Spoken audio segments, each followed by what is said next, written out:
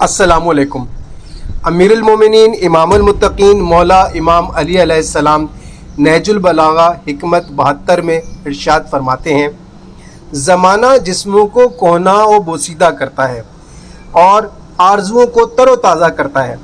यानी जैसे जैसे हमारी उम्र गुज़रती चली जाती है, वक्त बढ़ता चला जाता है, ज़माना गुज़रता जाता है, हमारे जिस्म कमज़ोर तरीन होते चले जाते हैं, हमें बीमारियां घेरने लगती हैं, लेकिन हमारी आरज़ुएँ तरोताज़ा होनी शुरू हो जाती हैं।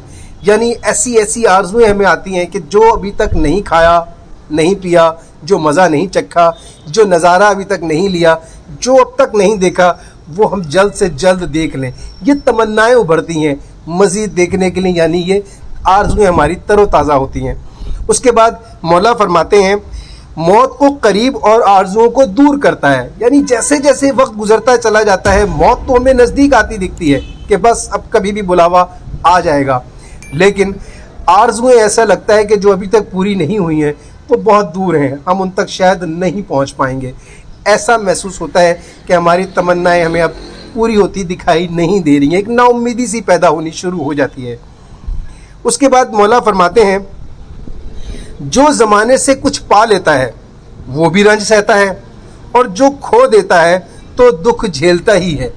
यानी अब ऐसे वो लोग के जो ज़माने से बहुत कुछ हासिल कर लेते हैं, बड़ी दौलत, बड़ी जायदाद और बड़ी औलाद और बहुत कुछ नाम, ताकत, ओहदे सब इकट्ठे कर लेते हैं, तो उसको ये दुख होता है कि अब चूंकि मौत नज़दीक है, ये सब कुछ छिन जाएगा, ये सब कुछ यहीं रह जाएगा, हमारा इस पर अब तसल्लुत नहीं रह पाएगा, हम इसको नहीं इस्तेमाल कर पाएंगे।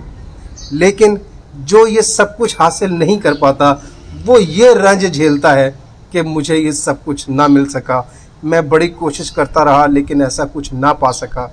यानी आखिर जो है वो पछतावा ही है, वो रंज ही है।